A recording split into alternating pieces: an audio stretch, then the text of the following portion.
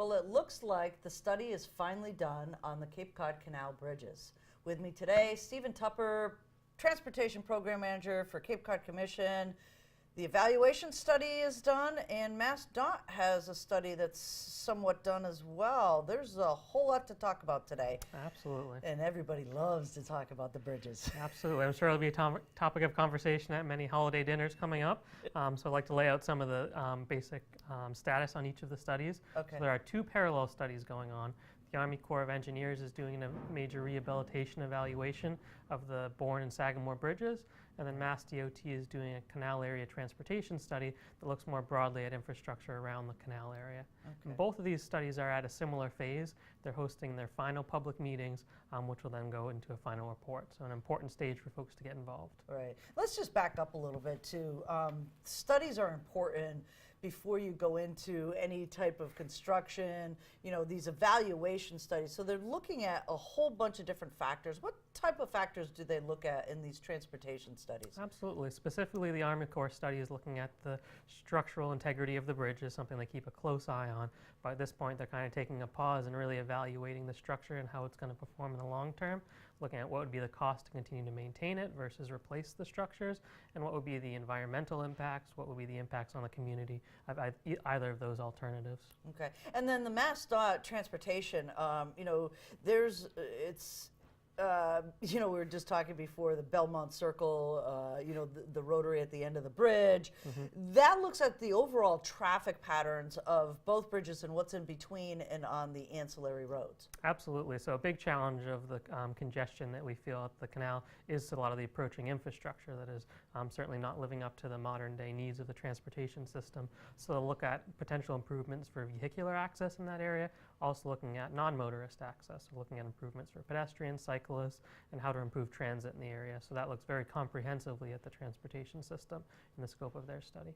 Right. And we'll just make sure that people understand that they're two divergent studies, mm-hmm. but they do have some parallels that they're actually looking at together. Absolutely, and it's something we haven't seen in some time, a really strong coordination between the two agencies. Certainly physically they transition between one and another. Now they seem to be coordinating well in terms of the studies. They're looking at a lot of the same assumptions and trying to come up with a solution for the whole region.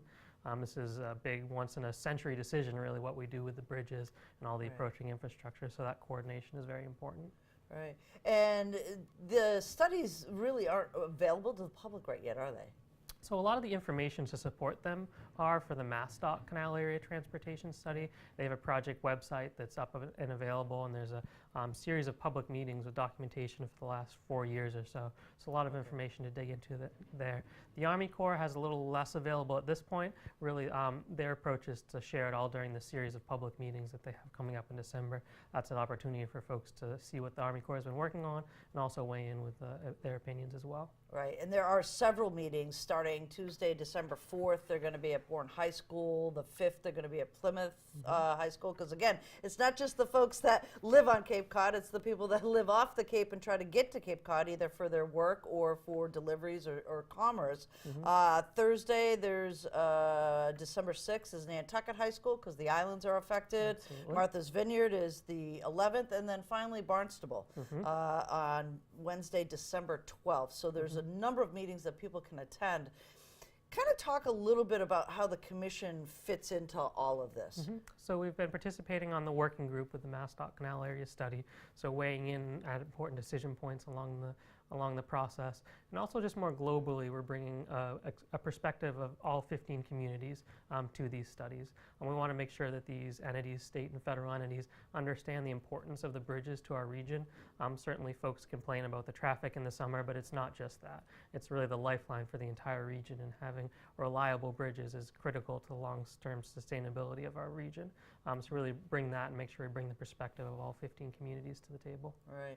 And as transportation manager of you know, the program manager for the commission, what are some of the things that you're looking at for, you know, I don't want to say that you're looking for specific outcomes, but what are you looking at or want to look at these evaluation studies? So in the broad sense, we want to look for a long-term option that's best for the region.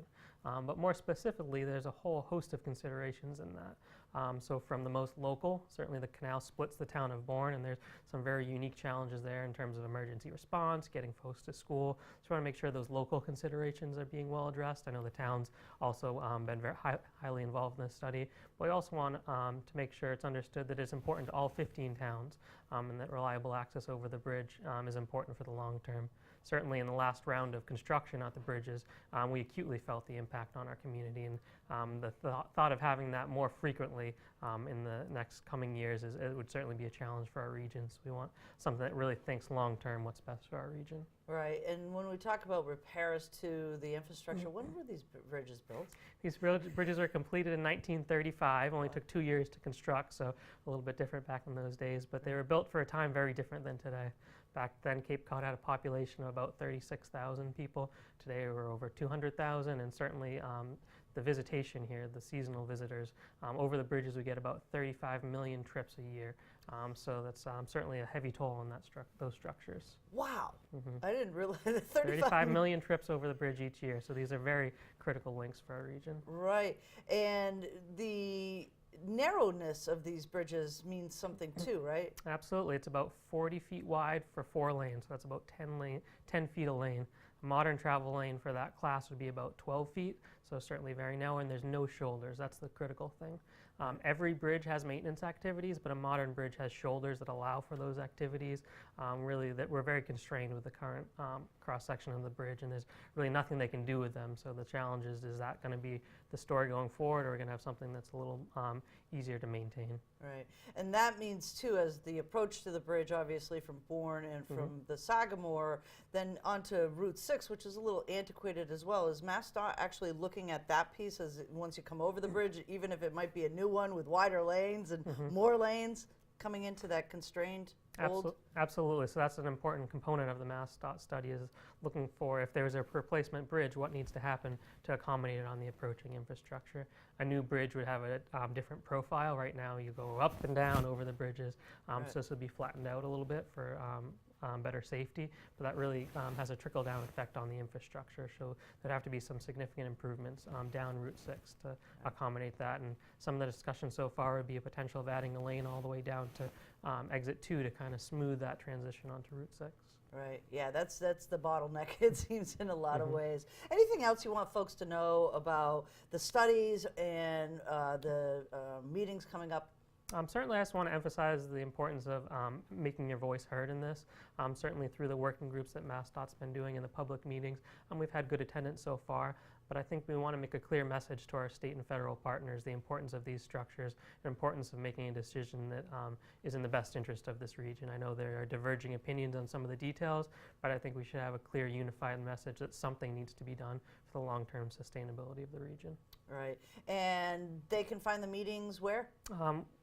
Both Army Corps and Mass DOT have sites with this information. We'll also post all this information on the Cape Cod Commission website, capecodcommission.org. Excellent. Thanks so much, Steve. Nice talking with you.